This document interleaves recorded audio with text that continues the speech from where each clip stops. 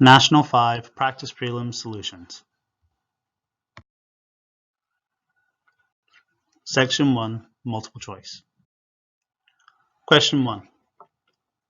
The diagram represents a water wave. We're shown in the diagram a number of waves and the complete distance for the wave. If we have a look at the diagram, we can count the number of waves that are there. 1, 2, 3 complete waves.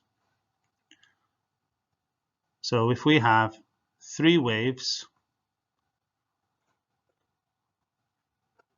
in 18 millimeters, that means one wave is 18 divided by 3, which is equal to 6 millimeters, giving us an answer of D. Question 2. A student makes the following statements about different types of electromagnetic waves, and we need to identify which of the statements are correct. First statement is light waves or transverse waves. Well, this is true. All parts of the electromagnetic spectrum are transverse waves. The second statement, however, radio waves travel at 314 meters per second through the air, is incorrect. And that's because all parts of the electromagnetic spectrum travel at the same speed, which is 3 times 10 to the 8 meters per second. If you can't remember what the speed is, at the front of your paper on the data sheet, you have the speed of light and air. The third statement, ultraviolet waves have a longer wavelength than infrared waves. We need to look at the electromagnetic spectrum as a whole. So the electromagnetic spectrum starts with radio and TV waves, microwaves, infrared, visible light, ultraviolet, X-rays, and gamma rays. And this is in order of frequency. So as we go up, frequency is increasing. The larger the frequency, the smaller the wavelength. So we have a look at ultraviolet. Ultraviolet has a higher frequency than infrared, and therefore has a shorter wavelength than infrared. Therefore, statement 3 is also incorrect. So the only statement that's correct is number 1, which is A, 1 only.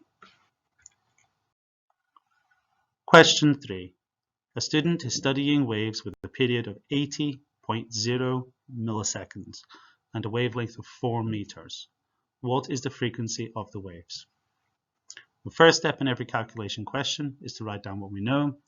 We know the period T is equal to 80.0 milliseconds. But those aren't standard units. So standard units are seconds. So that's 80 times 10 to the negative 3 seconds. We're also given the wavelength, which is equal to 4 meters. Now we're not told what type of wave this is, so we can't tell what speed it's traveling at.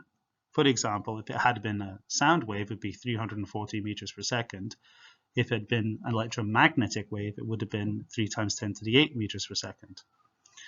So we can't use V equals F times lambda in order to find the frequency, but we can use the frequency period equation.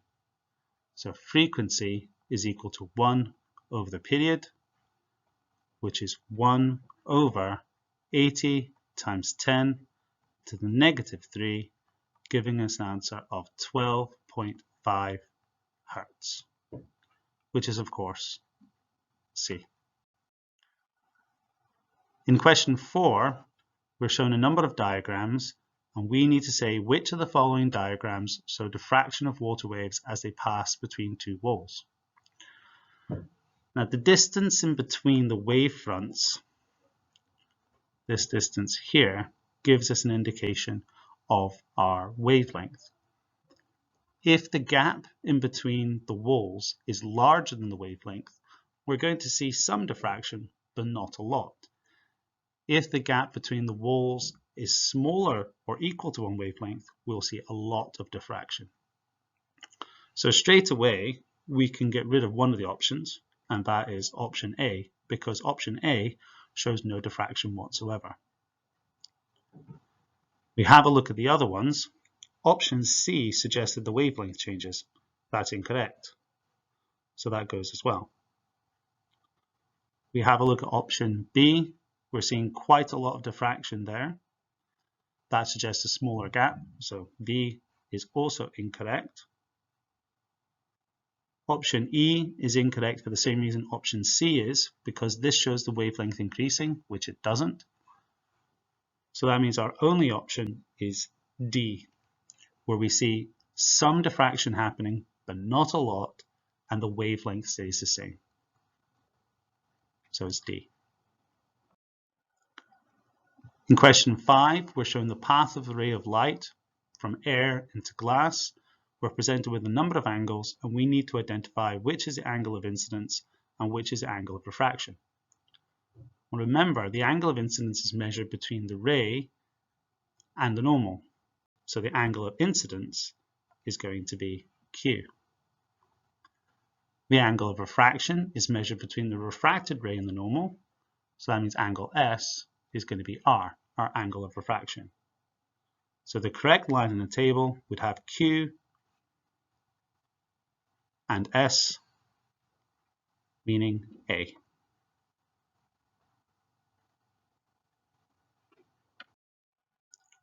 Question 6 is about radiations. Which row describes alpha, beta, and gamma radiation? So alpha is a helium nucleus, so that means that A or B could be right. Beta is an electron from the nucleus, and gamma is part of the electromagnetic spectrum. So our answer is B. Question 7. Alpha radiation ionizes an atom. Which statement describes what happens to the atom? We need to look at our definition of ionization. Ionization is the addition or removal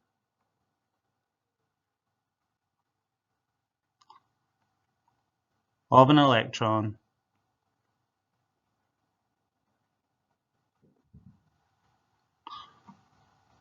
from an uncharged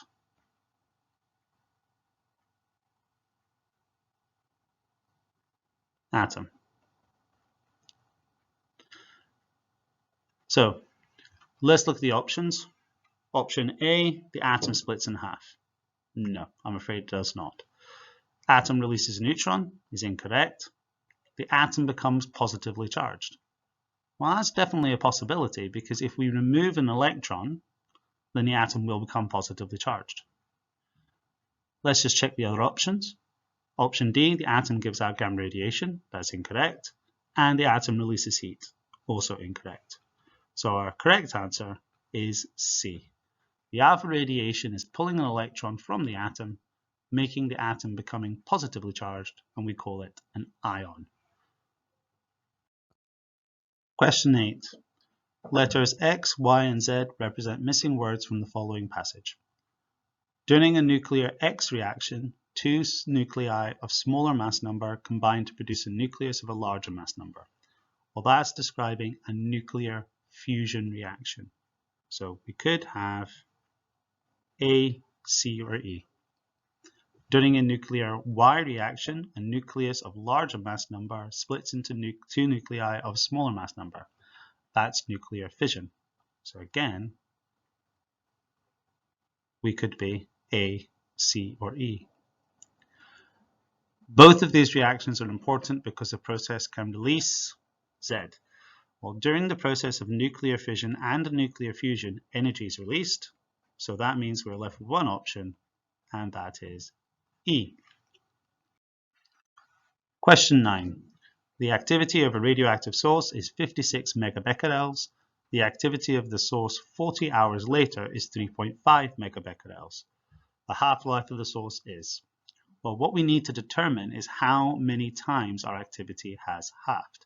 So we started off with 56.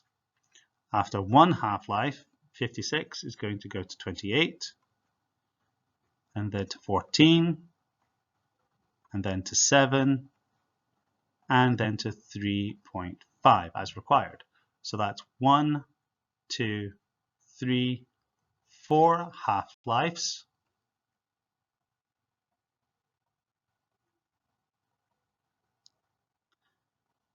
and that is in 40 hours. So that means one half-life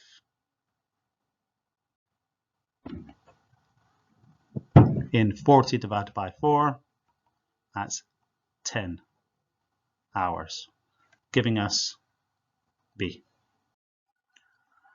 Question 10, a uniform electric field exists between plates Q and R. The diagram shows the path taken by a particle as it passes through the field. Which row in the table identifies the charge on the particle, the charge on plate Q, and the charge on plate R? Well, we can see the particle going through the field, and it's attracted towards Q and repelled from R. So that means the charge on the particle P must be the opposite to the charge on plate Q. So we look for that first in the table. Negative and positive, so that's a possibility. Negative and negative, definitely not. No charge, well, we wouldn't see the particle moving at all. No charge again, and then positive and positive, that's out. So straight away, we can say the option is A, but let's just double check. So particle has the opposite charge to the charge on plate Q, so it's attracted, and it has the same charge as the charge on plate R, therefore it is repelled. So our answer is A. Question 11, we're looking at circuits. The reading on ammeter A1 is 5.0 amperes. I find it useful to add this onto the diagram. 5 amperes here. The reading on ammeter A2 is 2 amperes. And the reading on ammeter A4 is 1 ampere. And we're asked to find the readings on A3 and A5. Well, 5 amperes coming from the supply, 2 amperes go to A2, which means 3 are left over in A3. They join together again. I've got 5 amperes in between, so 5 amperes here. 1 ampere goes to A4, which means 4 amperes must go to A5. So A3 is 3, A5 is 4. We have a look at our options, and that gives us D.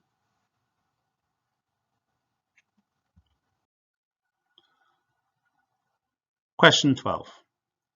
Again, circuit diagram. Here we're looking for the placement of meters in order to be able to determine the resistance of the resistor. Well, in order to measure the resistance of a resistor directly, we need an ohm meter. So straight away, A and B are possibilities. C, D, and E are all out. Meter Y needs to be a voltmeter to be connected across the resistor. Meter Z needs to be an ammeter. So that leaves us with option A.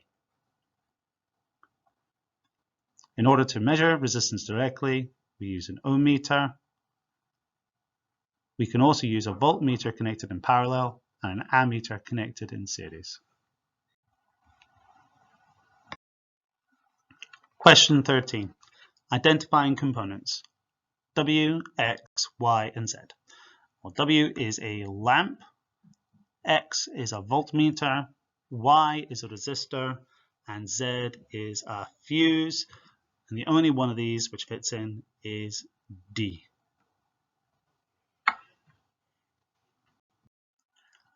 Question 14.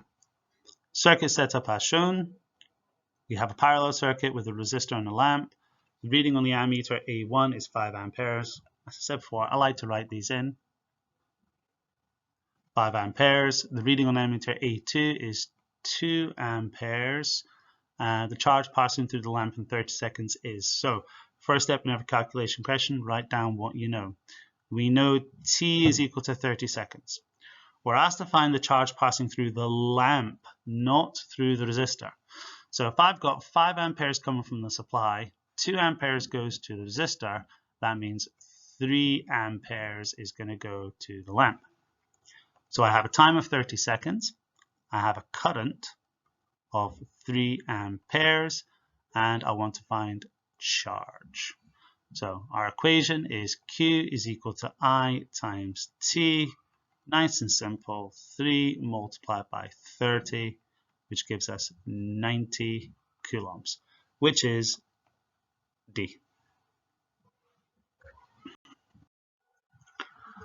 Circuit setup as shown. This is a control circuit potential divider. The purpose of the transistor is to, well, the purpose of any transistor is act as an electronic switch. So we have a look at here, supply energy to the circuit, no. Decrease the voltage across R1, that has no effect on that. The only thing that can decrease the voltage across R1 is the resistance values. Change electrical energy to kinetic energy, no, that's what the motor does. Supply energy to the motor, that's what the supply does. Switch on the motor, that's our correct answer. E. Question 16, we have a graph. Shows how the resistance of a thermistor varies with temperature. The thermistor is connected in the circuit. At a temperature of 50 degrees C, the current in the thermistor is 0.04 amperes. At this temperature, the voltage across the thermistor is, well, first step in every calculation question, write down what you know. We know at 50 degrees C, the current is equal to 0.004 amperes. Now be careful of transcription errors here. Now, you've got lots of zeros there, make sure you write down the right number. From the graph, we can also see at 50 degrees C, our resistance is equal to 2 kilo ohms. So I'm going to write that down. R is equal to 2 kilo ohm, which is 2,000 ohms in standard units.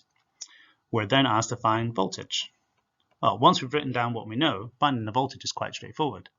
Our equation is V is equal to I times R. So 0.004 multiplied by 2,000, which gives us a value of 8 volts, which is D. Student makes the following statements about AC and DC circuits, and we have to say which of them are correct. All right, so in an AC circuit, the direction of the current changes regularly. Correct. In a DC circuit, negative charges flow in one direction only. Also correct. In an AC circuit, the size of the current varies with time. Also correct. So if we have a look at an AC waveform, we can see a change in direction because we're going below the zero line, but we also have a change in the magnitude of the wave. So all three statements are correct. So that is E. Question 18, we're looking at a combination of resistors. We're looking for the resistance between X and Y. So we have a series and a parallel combination. Here's our parallel. Now 4 ohm and 4 ohm in parallel, we could do the equation 1 over RT is equal to 1 over R1 plus 1 over R2. Substituting in 1 over 4 plus 1 over 4, which is 2 over 4. We need to flip that. So RT is equal to 4 over 2, which is 2 ohms. Or we could remember the trick. If I've got two resistors in parallel of the same value, the total resistance will be whatever that resistance value is divided by the number of resistors. So I've got 4 and 4 in parallel, so the total resistance is 2. If I had 4 and 4 and 4 and 4 in parallel, my resistance would be 1. As I add a branch to the circuit, I reduce the resistance. But we're not finished yet. So we've got the parallel combination, and that is equal to 2 ohms. So this is like saying I have my 4 ohm resistor and a 2 ohm resistor in series with each other. And therefore our total resistance is equal to 2 plus 4, which is 6 ohms, giving us C. Question 19, the filament of a lamp has resistance of 4 ohms. Already I'm thinking calculation. First step in every calculation question, write down what you know. R is equal to 4.0 ohms. Lamp's connected to 12 volt supply. V is equal to 12 volts, and I want to calculate power. Now, I could calculate the current and then use P equals IV, or if I look on the relationship sheet, I see the equation P is equal to V squared over R. Substituting in the value, 12 squared over 4. Now remember to square, right? A common mistake that's made, is people miss out that square and they end up losing a mark. So it's 12 squared divided by 4, giving you a value of 36 watts. which is B. In question 20, given a transistor circuit again, the variable resistor is adjusted until the LED switch is off. The temperature of the thermistor is now increased. The resistance of the thermistor decreases as the temperature increases. Which row in the table describes the effect of this change on the voltage across the thermistor, the voltage across the variable resistor, and whether the LED stays off or on? Now, this is an A-type, but really it's looking at the description of how the circuit works, right? So we start off by saying that the temperature has gone up. Temperature goes up, that means the resistance of the thermistor, and that's often done incorrectly. In the 3-mark questions where you're asked to describe how a circuit works, a lot of people say temperature up, resistance down, but you need to tell me the resistance of what, because there's several resistors within the circuit.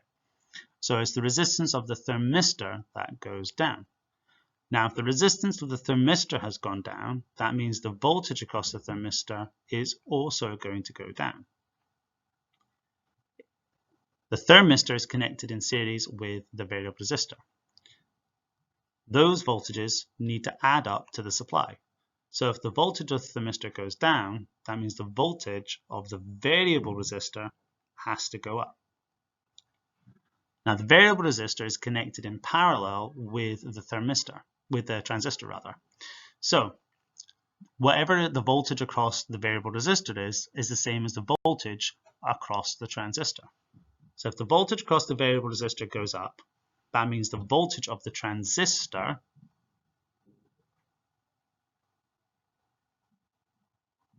also goes up. Now this is an NPN transistor, so when we get above 0.7 volts, that means the transistor will switch on, current will flow to the LED, and the LED switches on.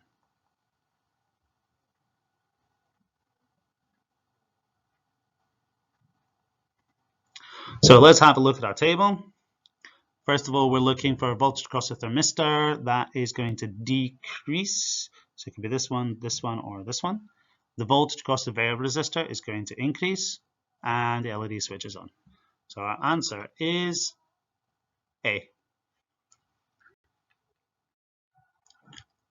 Section 2. Question 1A. A student connects a mobile phone to a speaker wirelessly using a microwave signal. The time taken for the microwave signal to travel from the mobile phone to the speaker is 2.1 times 10 to the negative 8 seconds. You're asked to calculate the distance between the mobile phone and the speaker. Well, first step in every calculation question is write down what you know. We know that time is equal to 2.1 times 10 to the negative 8 seconds. We also know that this is a microwave. Microwaves, as all parts of the electromagnetic spectrum, travel at the same speed, which you can find on the datasheet at the front of the paper. That speed is 3 times 10 to the 8 meters per second. And we want to find D. So we go to our relationship sheet, we see the equation. D is equal to V times T, which is 3 times 10 to the 8 multiplied by 2.1 times 10 to the negative 8, giving us a value of 6.3 meters. In 1B, we're told sound is a longitudinal wave. The sound produced by the speaker is represented by the following diagram. State what is meant by the term longitudinal wave. Well, a longitudinal wave is one in which the wave motion and particle motion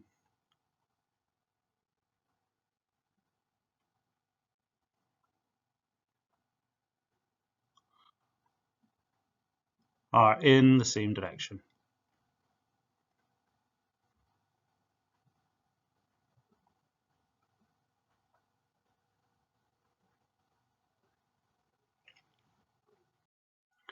One B part 2, we're asked to determine the wavelength of the sound wave. Let's have a look at the wave. So we can see we have these sections here where the waves are clumped up together.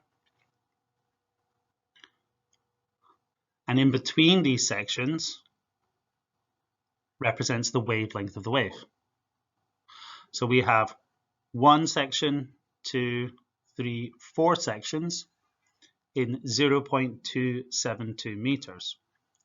So that means 4 wavelengths is equal to 0.272 meters. 1 wavelength is equal to 0.272 divided by 4, which is 0.068 meters. In part 3, we're asked to calculate the frequency of the sound wave in air. So from the previous question, we have the wavelength. That was 0.068 meters. We want to find the frequency. In order to do this, we need to know the wave speed. This is a sound wave in air. If we look at the relationship sheet, we see that the speed of a sound wave in air is 340 meters per second.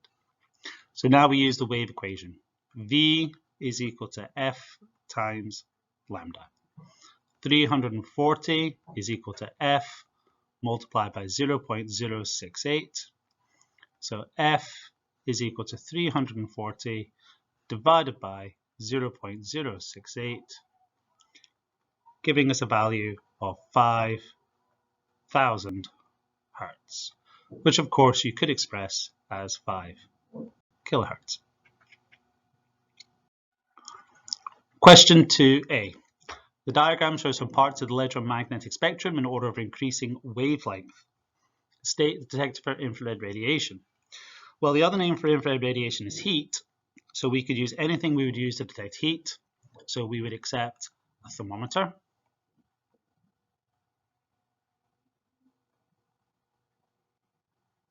we would even accept an infrared camera, and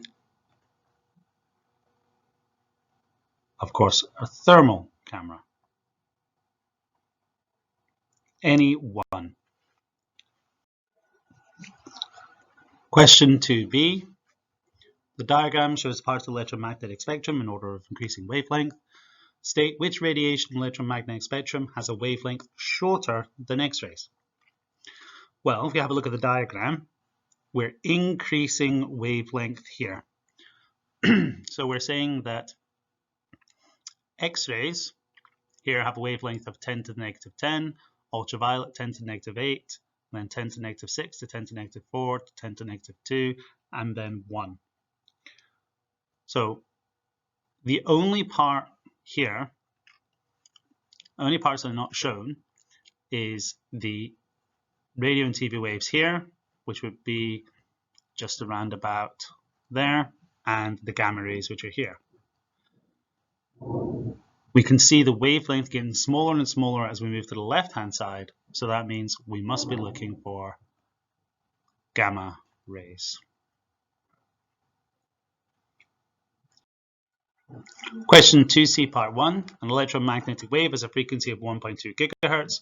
Show that the wavelength of this wave is equal to 0.25 meters. Now, because this is a show question, it's only worth 2 marks.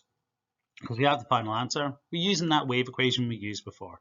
So V is equal to F times lambda.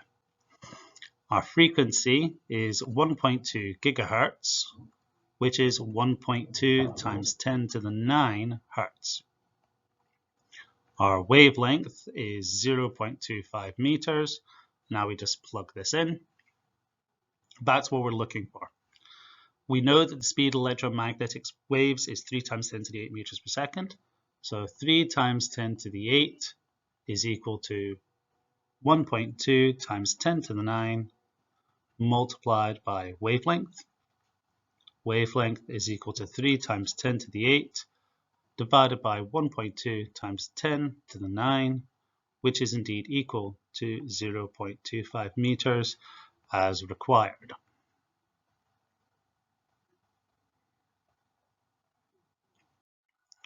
In part 2, we're asked to identify the part of the spectrum that this wave belongs to.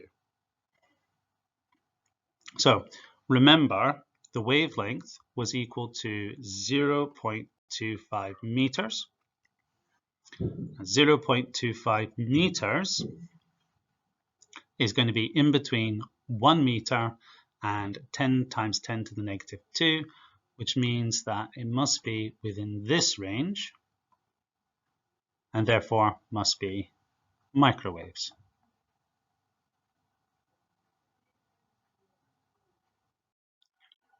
Question 3a, a technician carries out an experiment using the apparatus shown to determine the half-life of a radioactive source.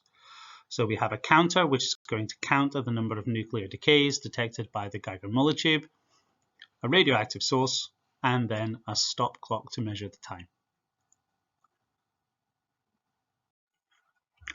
We're asked to describe how the apparatus can be used to determine the half-life of the source.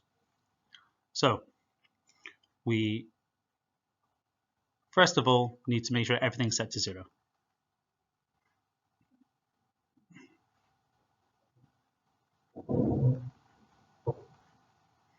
Set the counter to 0. We use the Geiger-Müller tube and the counter to measure the count rate. So that means what we need to do is to measure the activity, that's the number of counts per second, by measuring the count rate over a period of time. So to measure the count rate, we're going to use the GM tube. To determine the activity, we're going to use the timer. The activity equals the number of counts divided by the time. Then what we do is we keep on measuring the activity, and then we find out how that changes over time.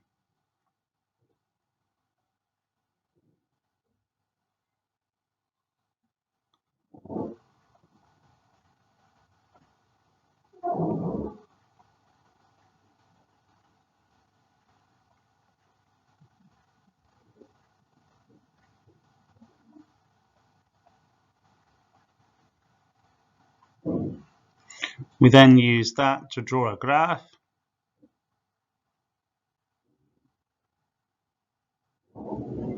And that is the activity against time to find the half-life.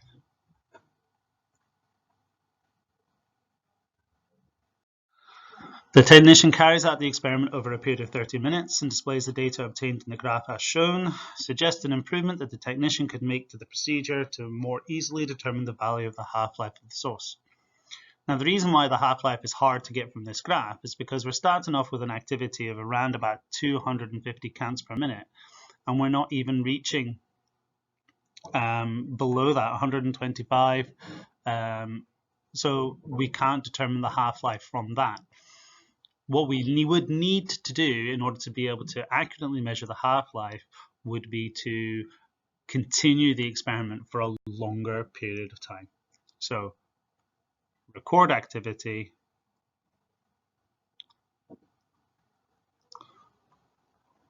for a longer time.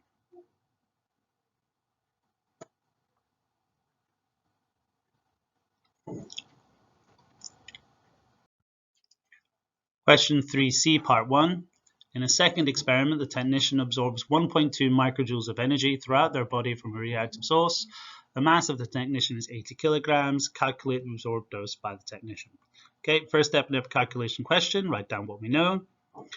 We know that D is our question mark. E is equal to 1.2 microjoules, which is 1.2 times 10 to the negative 6 joules. Our mass is 80.0 kilograms. Our equation is D is equal to E over M, which is 1.2 times 10 to the negative 6 divided by 80. Now it gives us quite a small number, which is 15 times 10 to the negative 9 grays. Or we could say 1.5 times 10 to the negative 8 grays.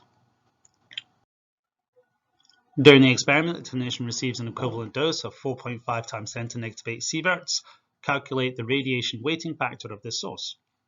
So our equation for our equivalent dose is H is equal to dWr. We know that D, what we calculated in the previous question, is 1.5 times 10 to the negative 8 grays, and we want to find WR. H is given in the question as 4.5 times 10 to the negative 8 sieverts. So 4.5 times 10 to the negative 8 is equal to 1.5 times 10 to the negative 8 multiplied by WR. So we end up with WR is equal to 4.5 times 10 to the negative 8 divided by 1.5 times 10 to the negative 8, gives us a value of 3. And there are no units for the weighting factor. Question 3D. The technician wears a film badge to monitor exposure to radiation. The film badge contains pieces of photographic film behind windows of different materials. And we can see there's plastic window, aluminium, open window, a thicker aluminium window, and a thick lead window. Explain how this badge is used to determine the type of radiation the technician has been exposed to. Okay, well, first of all, the photographic film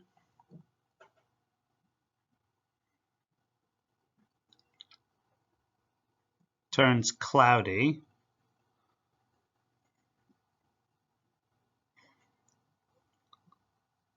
when exposed to radiation.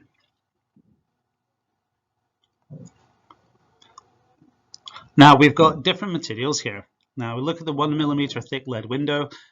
The only thing that's going to get through there is going to be gamma. Beta is going to be stopped by that. And then we've got 3 millimeters thick window of aluminium, a 0.1 millimeter thick window of aluminium, and we've got 0.1 millimeters thick plastic windows. And then obviously one that's open. So basically, we look to see which parts of the film are cloudy.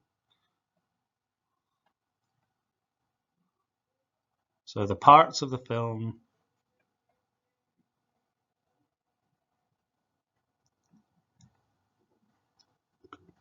that are cloudy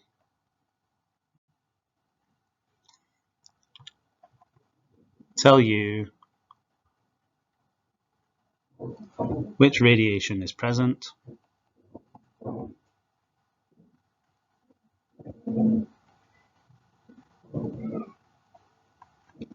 and that's because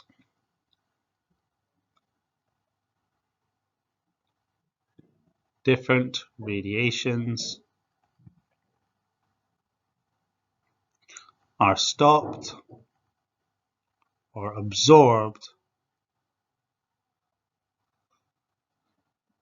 by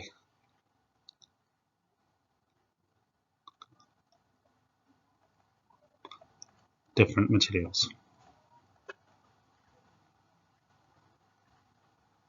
So for example, your alpha radiation is going to be stopped by a few sheets of paper, whereas your gamma radiation needs a good chunk of lead in order to get through, in order to be stopped rather. Question 3E, as an additional protective measure, technicians are asked to wear protective clothing. Describe and explain the type of clothing they might use. Well, the protective clothing should be lead-lined,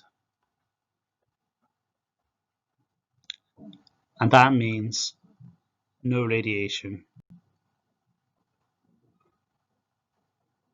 can penetrate.